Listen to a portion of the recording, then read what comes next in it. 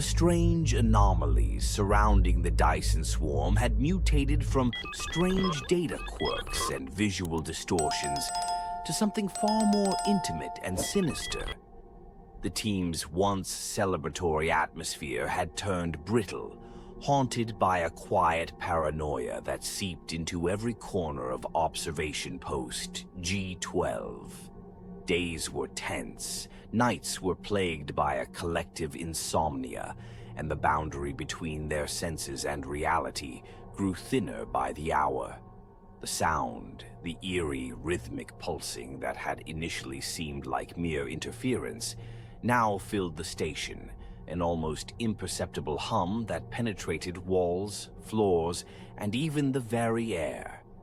It was inescapable, and worse, it seemed to worm its way into their minds. No matter where anyone went within the station, the sound was there, wrapping itself around them like a second heartbeat, slow and insistent, growing louder each day. It was a sound that didn't just fill the silence, it devoured it.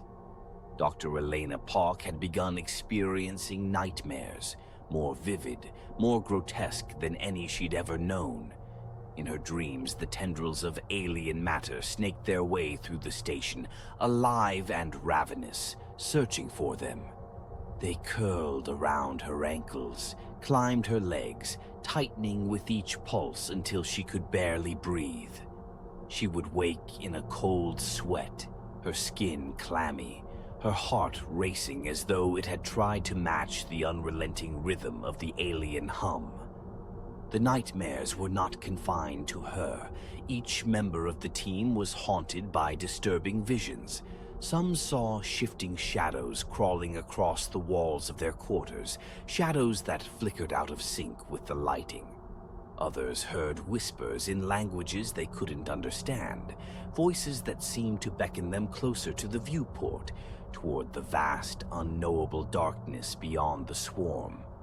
Sleep was a rare and broken thing, leaving the crew exhausted and hollow-eyed, shadows under their eyes mirroring the ones that had taken residence outside. The first physical symptom appeared on Marek Salazar. He sat in the medical bay, staring at a faint, itchy rash that had spread along his forearm. The skin was raw, pink, and covered in small, angry red bumps that seemed to pulse faintly, as though alive. He scratched at them, wincing as a strange, sharp pain shot up his arm. Elena stood nearby, watching with concern. "How long has it been there?"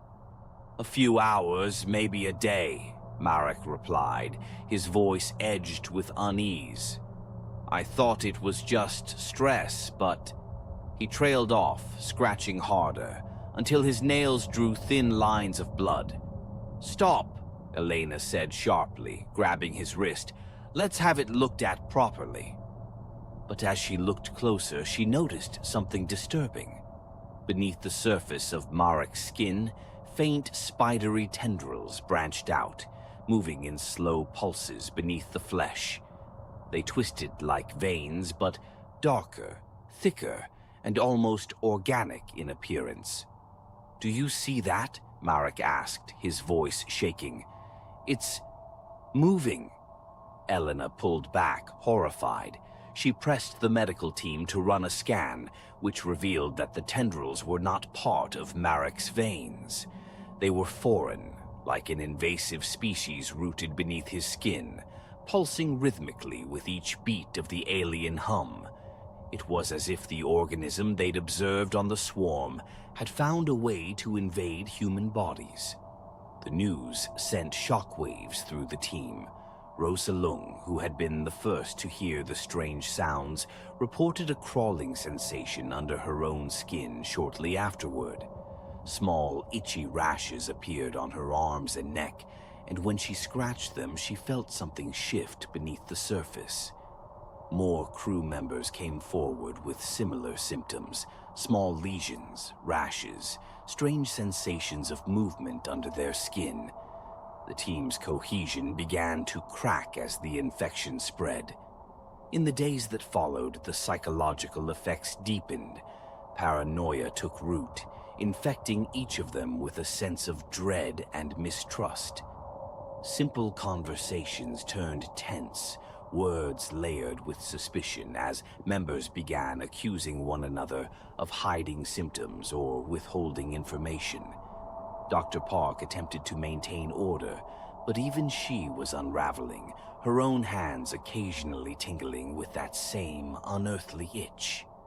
The physical symptoms began to escalate, and soon lesions were no longer just an irritant.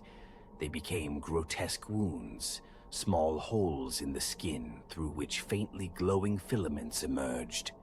Some filaments grew out as tiny tendrils, curling around the skin like vines, feeding off the warmth of their bodies.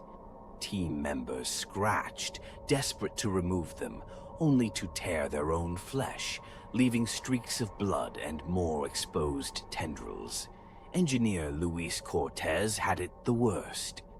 One morning, he stumbled into the main lab, pale and trembling, his eyes wide with terror. His skin was riddled with lesions, each one a swollen, oozing wound through which the alien tendrils visibly moved. He collapsed onto the floor, writhing in agony, his body contorting as if struggling against some unseen force. Marek and Elena rushed to help him, but the sight stopped them dead. The tendrils were visibly growing, burrowing deeper into his skin, winding through his arms, his neck, even his face. His eyes darted around wildly, lips moving in a silent plea, and when Elena knelt beside him, he grabbed her arm, his grip desperate. "Get it out," he gasped. "It's in my head. I can feel it, thinking." And then he convulsed violently, his mouth opening in a silent scream as the tendrils forced their way up his throat, visible beneath his skin, pushing through his lips in thin gray threads that spilled out in a grotesque, slow-motion cascade. He shuddered once more and then fell still, the filaments curling around his lifeless body like vines reclaiming a fallen tree. Panic overtook the team. They backed away from Luis's body, horrified by the realization that whatever had infected him might be within them too. Paranoia reached fever pitch. No one trusted anyone, and the air was thick with tension and suspicion. They looked at one another as though each might be the next to succumb, their eyes wild with fear. Dr. Park tried to rally them to maintain focus. "We need to stay calm," she said, her voice firm but trembling. "We need to understand what this infection is and how to stop it." "Stop it?" Marek snapped, his eyes red and panicked. "Do you not see what it's doing to us?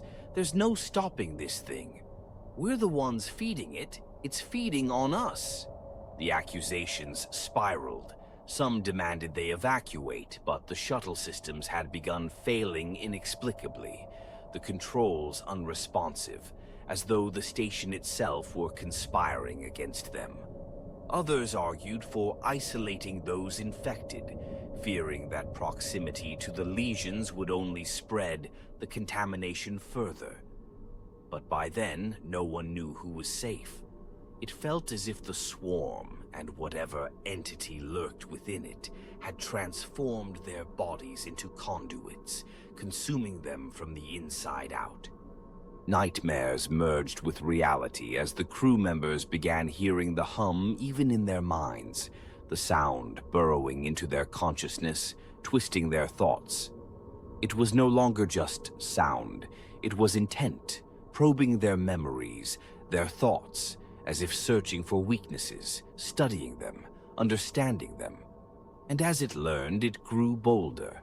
Some of the team began wandering the corridors in a trance, drawn to the viewports, staring out at the swarm for hours without moving, eyes fixed on the distant shadowy tendrils, pulsing in sync with the hum. They mumbled to themselves, repeating fragments of alien phrases that grew more coherent each day. It was as though the infection wasn't just claiming their bodies, but their minds, transforming them into vessels for the swarm's will. In a final attempt to understand what was happening, Elena and Marek examined the data once more, hoping to find a pattern, a clue to the nature of this invasion. What they found instead was a horrifying realization. The swarm wasn't a trap by design. It was bait, a lure created by this organism, drawing in civilizations across space and time. The energy harvested by the Dyson swarm had reawakened an ancient, hungry predator lying dormant in the star's shadow, a parasite that fed on energy and life, that adapted and thrived by consuming entire systems. And now it had ensnared them. The swarm was no longer theirs. It had become a living thing, an extension of the creature itself, a maw pulling them deeper into its grasp. Elena's voice shook as she spoke. "We're the food, Marek. This thing. It lures civilizations in with the promise of endless energy, and then it devours them." As she said the words, the hum intensified, rattling the station, echoing through their bones. She felt it now, not just in her mind, but in her flesh, as though something ancient and malignant had fused with her, with all of them. It was no longer just a parasite. It was becoming them. The others stared at her, realization dawning in their eyes, but none of them spoke. They were trapped in its grip, the infection coursing through their bodies, twisting their cells, feeding off their fear, their desperation, until they were nothing more than extensions of its alien will. As they looked at each other in silent horror, they understood that escape was a fading hope. They were becoming part of the swarm, their bodies mere fuel for the predator lurking in Helios's shadow. And soon, if they didn't find a way to sever the connection, they would lose the last shreds of themselves, swallowed whole by a creature that had been waiting in the dark for eons, patient and hungry. The Dyson swarm had become a nest of shadows, silent and still, pulsing with the slow, rhythmic hum of the ancient parasite lying dormant within it. Observation, post-G12, now floated in the swarm like a lone, helpless insect trapped in a spider's web, its hull covered in the creeping tendrils of alien matter that had grown from within and spread across every corridor, every wall, every surface. What was once their crowning achievement, a symbol of human advancement, had transformed into a prison, a place where each second passed with the unyielding certainty that the parasite was devouring them alive. Dr. Elena Park felt it crawling inside her, writhing beneath her skin, an alien presence wrapping itself around her organs, her mind, her very being. Every heartbeat felt amplified, unnatural, as if in perfect rhythm with the low, insistent hum that filled every corner of the station. She could no longer tell where her thoughts ended and where the entity's influence began. Her memories felt like fingers slipping through her hands, fragmenting, blending with images that weren't hers, visions of stars extinguishing, of entire civilizations erased, absorbed, silenced. She looked at her remaining team, who had gathered around her in the main control room, eyes sunken and haunted, bodies ravaged by the tendrils that had become part of them. The infection had taken hold of each of them differently. Rosa's arm was encased in a thick sheath of pulsing alien tissue, her fingers fused into blackened, spindly extensions. Marek's face was partially obscured by a web of tendrils that curled around his neck, anchoring him to the walls as if he were becoming a fixture of the station itself. Their movements were sluggish, as though they were dragging invisible chains, yet each face held a flicker of the old humanity that refused to be extinguished. "We have to end this," Marek whispered, his voice rough and strained, barely recognizable. His eyes met Elena's, and in them she saw the same terror that had taken root in her heart.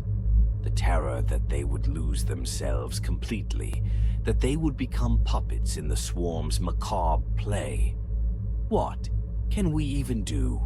Rosa's voice cracked, her words slurred, her mouth partially obscured by the tendrils winding across her cheeks. "Every time we try to leave, every time we think we're free, it pulls us back." Elena took a deep breath, the air feeling thick and metallic, tasting of decay.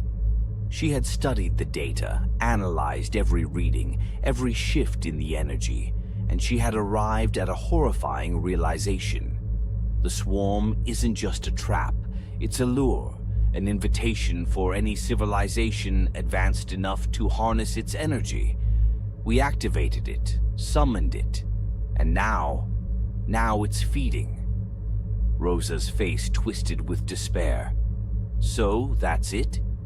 We're just food?" Elena's resolve hardened. She looked at her team, her voice trembling but determined. "Number, there's one thing we haven't tried, the self-destruct protocol. If we can overload the main relays, we might be able to create a chain reaction through the swarm." "But that would kill us," Marek replied, his voice low and resigned, though a glint of hope sparked in his weary eyes. "Yes," Elena said, "but it would destroy the swarm and with it, this parasite. We'll be ending its cycle. If we die, at least it dies with us. No more civilizations will suffer because of it."